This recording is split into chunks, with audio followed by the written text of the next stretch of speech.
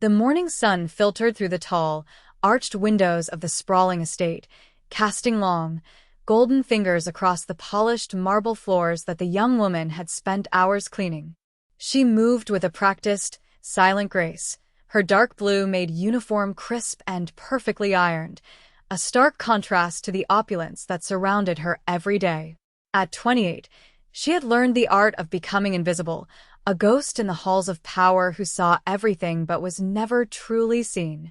The mansion belonged to a man whose name was whispered with both reverence and terror across the city, a figure of immense influence in the Korean underworld who lived behind walls of glass and steel.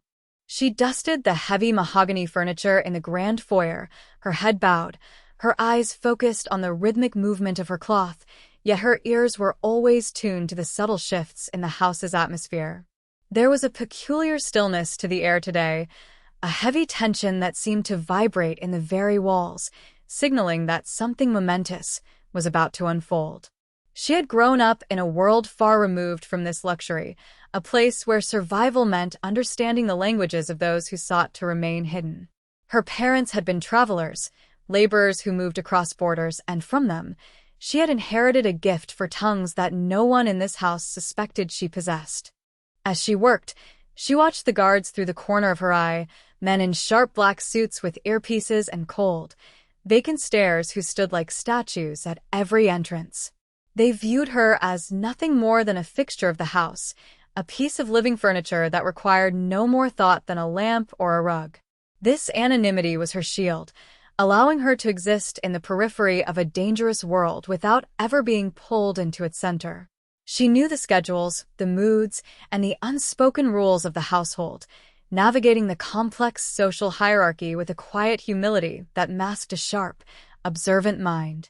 The boss, a man of iron will and few words, was preparing for a high-stakes meeting that would determine the future of his empire, and the entire staff was on edge, sensing the gravity of the day. She felt a flicker of unease in her chest, a premonition that the order she worked so hard to maintain was about to be shattered by a hidden truth.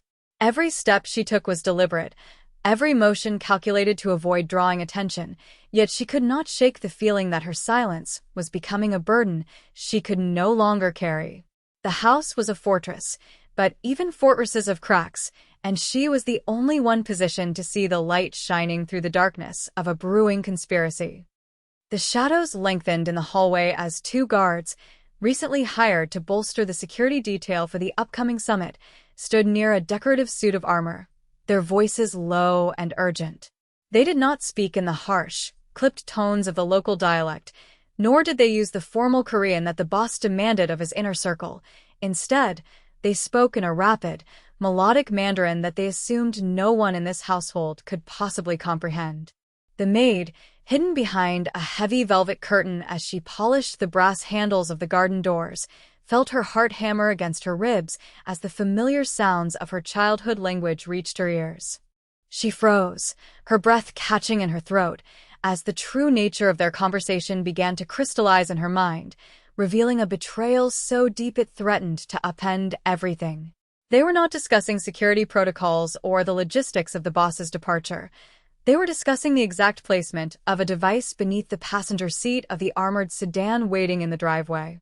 Their words were cold and clinical, stripped of any humanity, as they joked about the explosion that would soon turn the luxury vehicle into a charred skeleton of metal and glass. The taller guard, a man with a jagged scar running down his neck, whispered about the payment they would receive from a rival faction once the job was completed and the boss was erased from the board. The maid's hands trembled, the polishing cloth slipping from her fingers and fluttering to the floor like a wounded bird, but she dared not move to retrieve it. She realized then that the life of the man she served, a man who had never spoken a kind word to her, but who represented the only stability she had ever known, was ticking away in seconds and minutes. The guards were confident in their deception, believing their secret safe behind the barrier of a foreign tongue, never imagining that the shy woman in the blue dress was decoding every word of their murderous intent. She felt a wave of nausea wash over her, the weight of the secret pressing down on her shoulders like a mountain of lead. If she spoke, she risked everything, her job, her safety, and perhaps her life. But if she remained silent, she would be an accomplice to a cold-blooded assassination. The moral clarity she had always prided herself on was being tested in the crucible of fear, and she knew she had only moments to decide which path to take.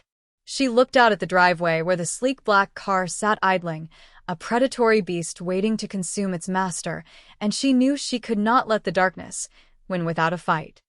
The boss emerged from his private study, his presence commanding the room with an effortless authority that made the air feel thin and electric.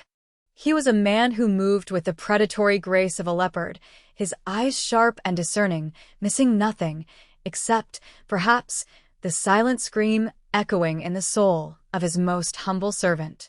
He adjusted his silk tie and nodded to his lead bodyguard, a loyal man named Minho who had served him for a decade, unaware that the snakes were already in the grass. The maid stood by the exit, her head bowed so low that her chin touched her collarbone, her fingers twisting the fabric of her apron into tight, anxious knots. She could hear the guards who had been whispering in Chinese moving toward the car, their faces masks of professional stoicism that hid the treachery beneath. As the boss walked toward the grand entrance, his footsteps echoing like drumbeats on the marble, the maid felt a sudden, explosive surge of courage that defied her naturally timid nature. She knew that once he stepped into that car, the world as she knew it would end in fire and smoke, and the innocent people who worked in this house would be left to pick up the pieces of a shattered legacy. She stepped forward, breaking the unspoken rule that a servant must never initiate contact, her voice a fragile thread of sound that barely pierced the heavy silence of the foyer. "Sir," she whispered, the word feeling foreign and heavy in her mouth. "Please, you must listen to me." The boss stopped in his tracks, his brow furrowing in confusion as he turned to look at the woman he had likely never addressed by name. The guards narrowed their eyes, their hands moving instinctively toward the holsters hidden beneath their jackets, sensing a disruption in their meticulously crafted plan. The maid felt the weight of their collective gaze, a crushing pressure that threatened to silence her once more, but she thought of the words she had heard, the cold, calculated talk of fire and death, and she found her voice. "The car is not safe," she said, her tone gaining a desperate strength that surprised even herself. "I heard them. I heard what they said when they thought no one was listening." The air in the room turned to ice as the boss stared at her, his expression unreadable, a wall of stone that she had to break through if he was to survive the morning. Minho stepped between the boss and the maid, his hand raised in a gesture of caution, his eyes scanning the room for any sign of an immediate threat. "What are you talking about?" he demanded, his voice a low growl that vibrated with suspicion and protective instinct. The maid did not flinch, her gaze fixed on the boss, her eyes pleading for him to see the truth behind her fear. "The new guards," she said, gesturing toward the men standing by the door who were now visibly sweating despite the cool air of the mansion. "They spoke in Chinese. They think I am just a maid who knows nothing, but I understood every word of their plan to destroy you." The two guards in question took a step back, their faces pale, their hands hovering near their weapons as they realized their linguistic shield had been shattered by the most unlikely of adversaries. The boss looked from the maid to the guards, his mind working with the speed of a master strategist, connecting the dots of their sudden arrival and their unusual behavior over the past few days. "They put something under your seat," she continued, her voice trembling but clear, "an explosive device meant to trigger the moment you leave the gates." The silence that followed was deafening, a vacuum of sound that seemed to pull the breath from the room as the gravity of her accusations settled over everyone present.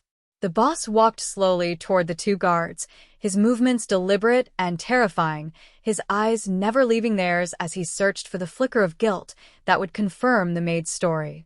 He saw it in the way their eyes darted toward the exit, in the way their hands shook, and in the sheer, naked terror that now defined their features.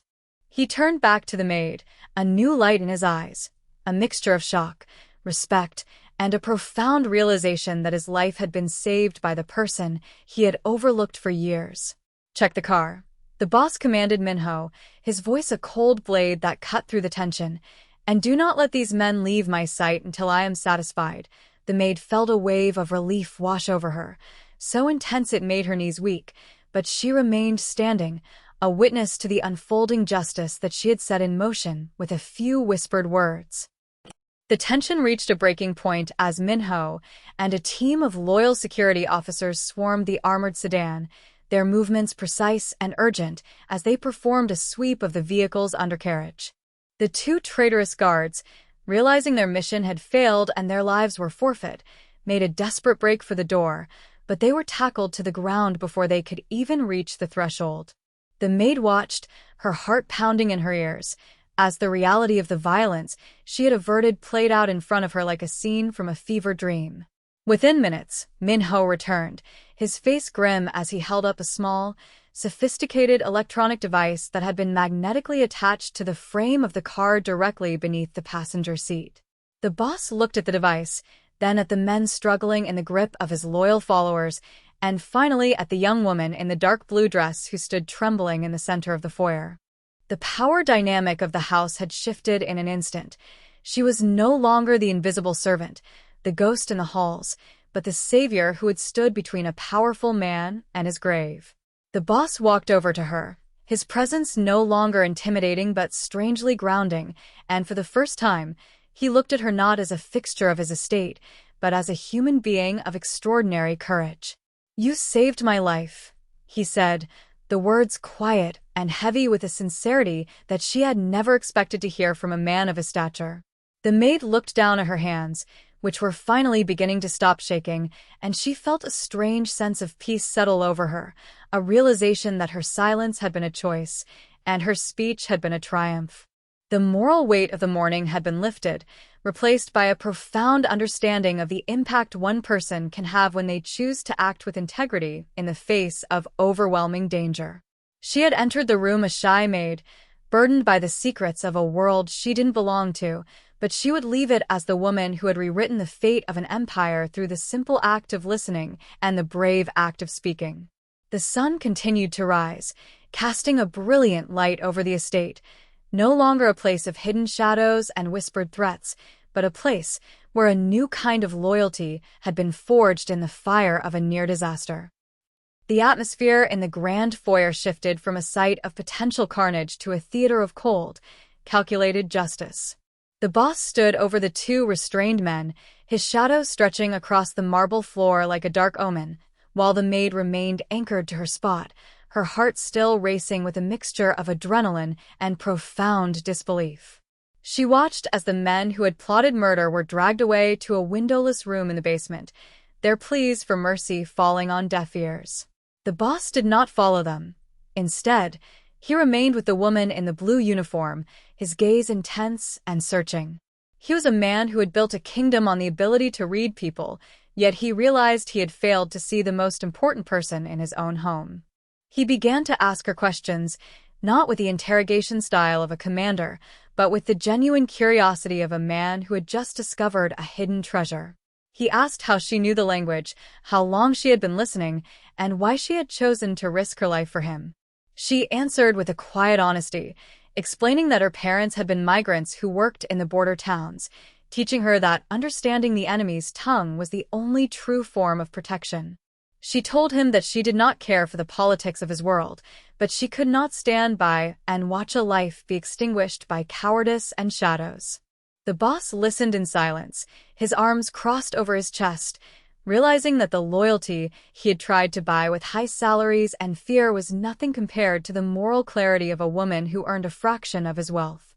He saw the way her hands still trembled, the way she clutched her apron as if it were a shield, and he felt a rare surge of empathy for someone so far outside his social circle. The estate, once a place of cold transactions, suddenly felt different to him, as if the air had been cleared of a long-standing fog. He realized that his security was not a matter of walls and guns, but of the people who inhabited the spaces between them. The maid, sensing the intensity of his gaze, looked up and met his eyes, seeing for the first time the man behind the myth of the Mafia boss. In that moment of shared recognition, the barriers of class and power dissolved, leaving only two human beings connected by a shared brush with death.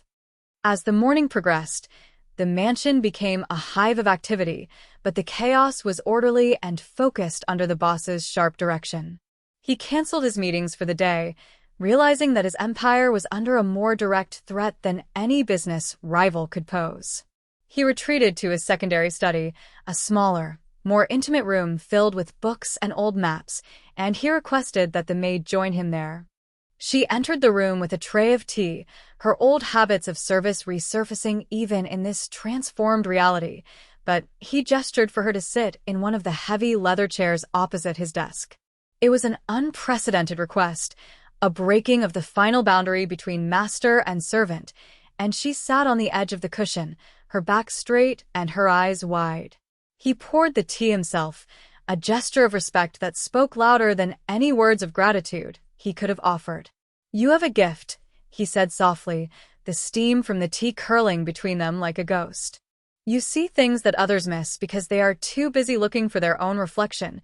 He explained that he had lived his life expecting betrayal from his peers, but he had never expected salvation from someone he had treated as a shadow. The maid felt a warmth spreading through her chest, not just from the tea, but from the validation of her existence. She realized that her life of invisibility had ended the moment she spoke up, and while the future was now uncertain and potentially dangerous, she did not regret her choice. They talked for an hour, the boss asking for her observations on other members of the staff and the visitors who came and went. She spoke with a cautious precision, revealing the small inconsistencies she had noted over the months, the way a certain driver took longer routes, or how a delivery man seemed too interested in the security cameras. The boss took notes, his expression grim as he realized how much vital information he had ignored by overlooking the woman who cleaned his floors. He saw that she was not just a linguist, but a natural analyst, a person whose survival depended on her ability to read the world around her with unerring accuracy.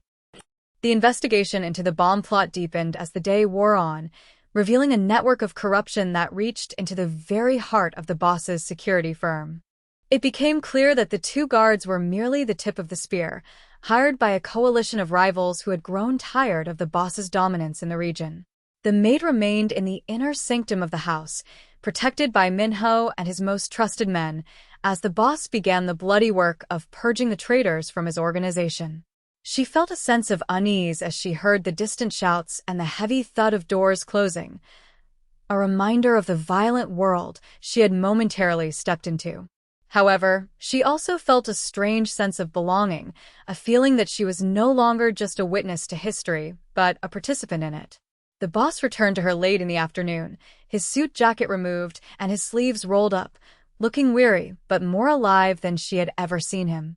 He sat down across from her and told her that the threat had been neutralized, but the world would never be the same for either of them. "You cannot go back to being a maid," he said, his voice firm and final. "You know too much, and you have proven yourself too valuable to be wasted on dust and marble." He offered her a position as his personal advisor, a role that would involve monitoring communications and acting as a final filter for the information that reached his desk. It was a life of power and danger, a far cry from the quiet life she had led, but she saw the sincerity in his eyes and the desperate need for someone he could truly trust. She thought of her parents and the lessons they had taught her about the power of words, and she realized that this was the path she was meant to walk. She accepted the offer, not out of a desire for wealth or status, but out of a sense of duty to the man whose life she had saved and the new world they were building together. The transformation of the maid into a key figure within the organization happened with a quiet, efficient speed that mirrored the boss's own style.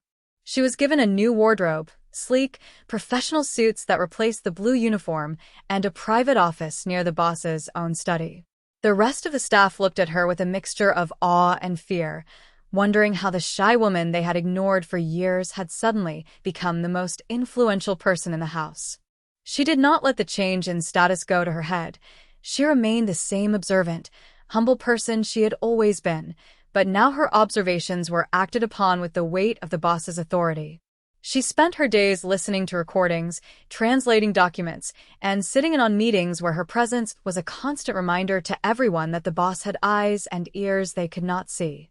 The bond between the boss and his new advisor grew stronger with each passing week, a relationship built on a foundation of mutual respect and a shared secret. He began to rely on her judgment not just for security matters, but for the moral direction of his business, finding that her perspective brought a much-needed humanity to his cold calculations. She reminded him of the people who lived in the shadows of his empire, the families who were affected by his decisions, and the importance of maintaining a code of honor, even in a world of crime. Under her influence, the organization began to change, moving away from mindless violence and toward a more strategic, community-focused approach that earned the boss a new kind of respect in the city. The Maid had found her purpose, and in doing so, she had saved more than just one man's life. She had saved his soul from the hardening effects of absolute power. Months later, as the first snow of winter began to fall over the estate, the boss and his advisor stood on the balcony overlooking the city.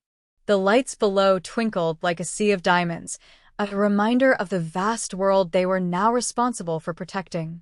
The boss looked at the woman beside him, her face serene and confident in the moonlight, and he realized that he had never been more secure in his life. The threat of the bomb was a distant memory, but the lesson it taught remained at the forefront of his mind, that the greatest strength is often found in the most unexpected places. The Maid, now a woman of influence and power, looked out at the horizon and felt a deep sense of gratitude for the journey that had brought her here.